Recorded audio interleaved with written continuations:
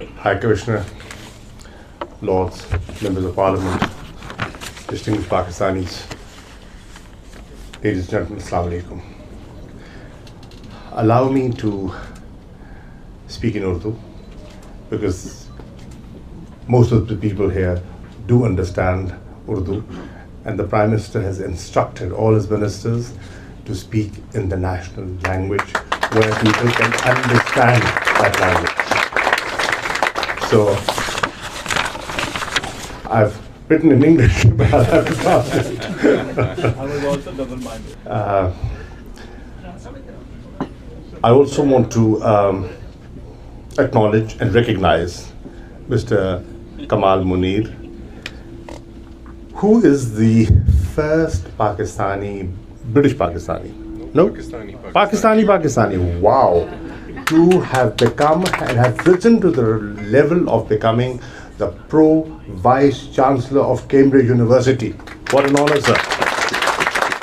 What an honor. The college that I went to, Corpus Christi College, had a master from Pakistan, Professor Ahmed, wonderful man, but we've never had a vice chancellor. So it's an honor for the country, and that shows the talent the country has. Wish you luck, sir. We'll be taking over on the 1st of October, inshallah. خواتین حضرات, high commissioner صاحب, میں آپ کا بے حد مشکور ہوں کہ آپ نے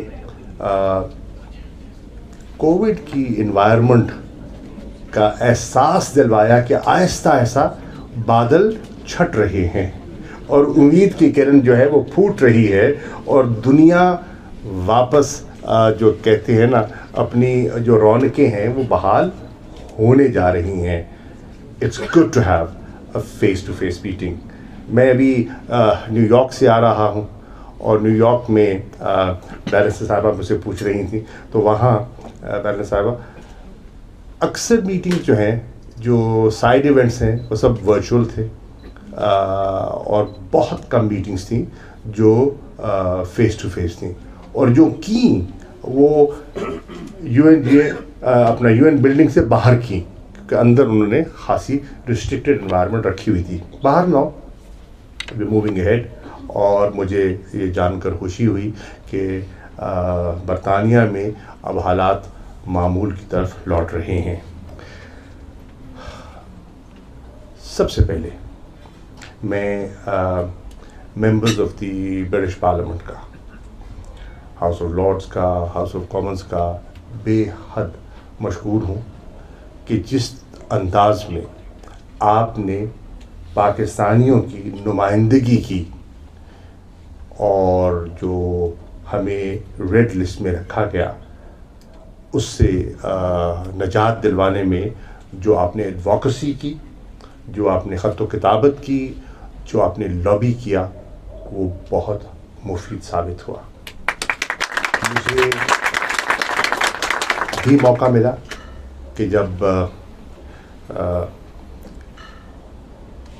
سابقہ وزیر خارجہ ڈومنک رب تشریف لائے اسلام آباد, تو مجھے موقع ملا ان سے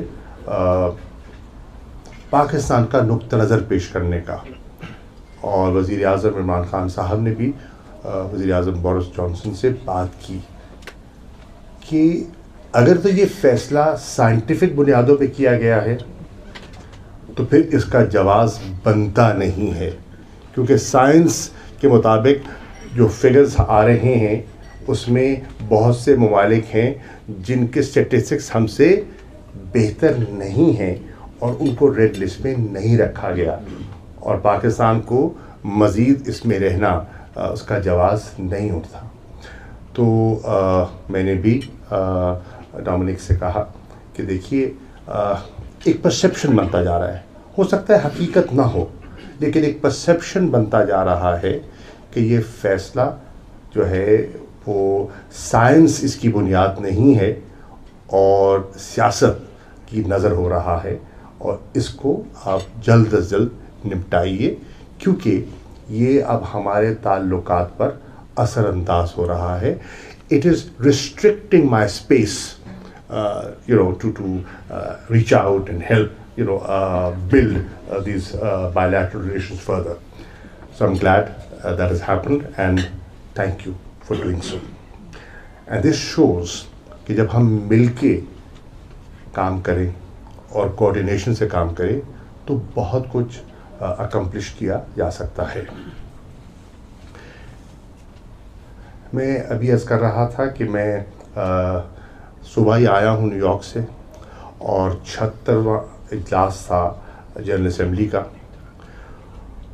وہاں مجھے موقع ملا پاکستان کا نقطہ نظر پیش کرنے کا بہت سے موضوعات پر، اور بہت سے وزرائے خارجہ سے ملاقات کا. I can say without contradiction that since the 15th of August, when Kabul was overtaken by the Taliban, I have spoken to at least, I've spoken to more or less 31 foreign ministers, and I've received 7 foreign ministers in Islamabad, and I've interacted with quite a few on the sidelines of UNGA. مقصد یہ تھا، objective یہ تھا کہ ایک تاثر ابھر رہا تھا، اور اس میں میڈیا کا بہت بڑا، ایک ویسٹرن میڈیا کا اس میں بہت بڑا رول ہے کہ یہ جو کچھ ہوا یہ پاکستان کی بدولت ہوا، اور پاکستان کو جوڑا جا رہا تھا اس ساری جو پیش رفت ہوئی ہے. تصویر کا ایک رخ ہو سکتا ہے، اور ڈیموکریسی میں مختلف خیال ہوتے ہیں، مختلف آراء ہوتی ہیں، لیکن میرا جو موقف ہے اور جو میں آپ کی خدمت میں پیش کرنا چاہتا ہوں، اور میں ایک دیانتداری سے کہہ رہا ہوں، اور یہاں کیونکہ ممبرز آف پارلیمنٹ ہیں، آپ کو ڈیبیٹ کا موقع ملتا ہے، آپ ضرور اسے اجاگر کیجیے. اور میں یہ عرض کرنا چاہ رہا ہوں، میری رائے میں بحیثیت ایک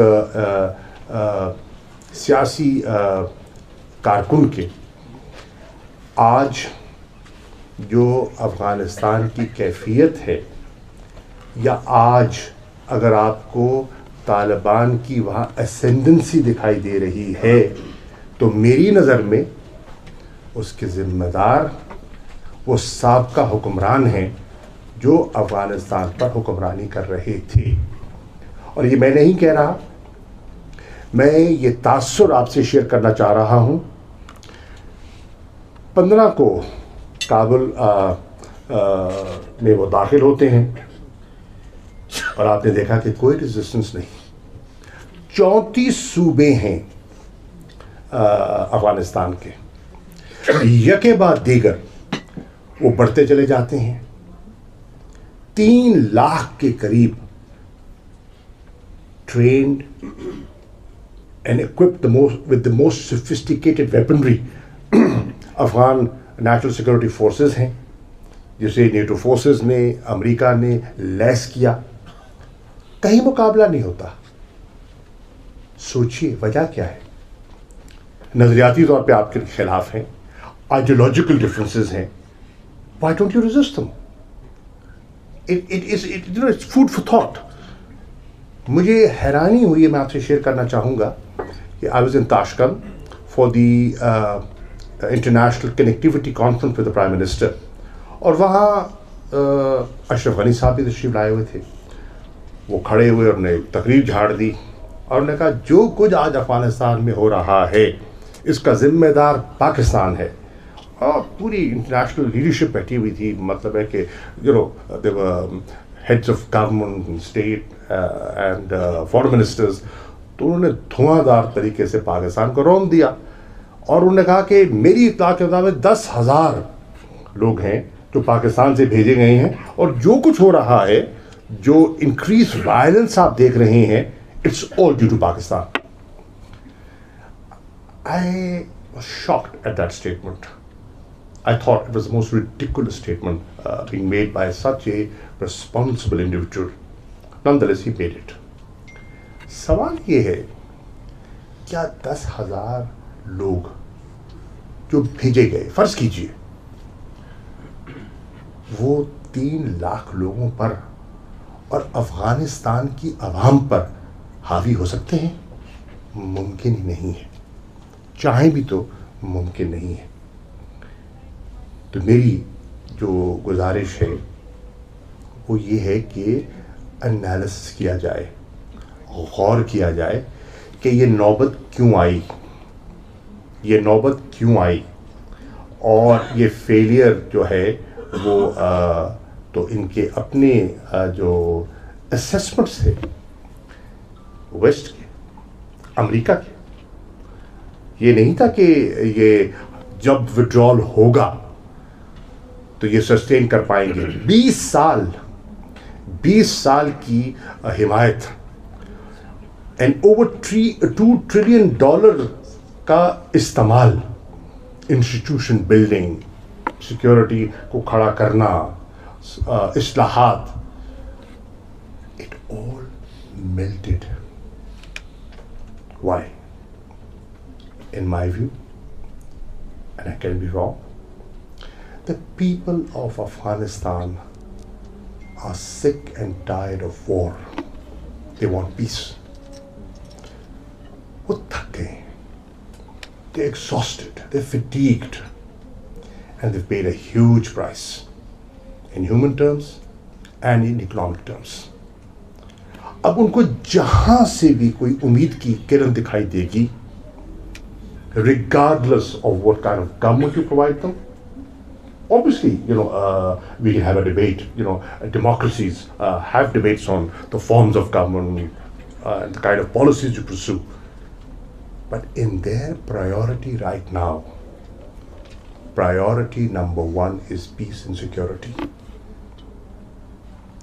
سابقہ حکمران دے دیتے، ان سے مطمئن ہوتے،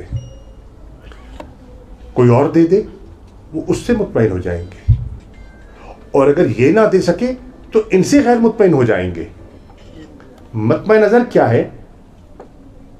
امن، استحکام. اب اس کے لیے جو سابقہ حکومت تھی اور جو اس کے فیلئرز تھے، میں آپ کو اس لیے عرض کر رہا ہوں کہ on the 16th I met a group of 31 Afghan leaders at the foreign office in Pakistan. Who were they? None of them were supporters of the Taliban. All of them were people who had fought the Taliban in the 90s, the erstwhile Northern Alliance. اس کے احمد شاہ مسعود کے 2 بھائی تھے in that group. And when we discussed, میں آپ کو گفتگو اگر نچوڑ دے دوں، all of them said, and I'm saying this without any contradiction,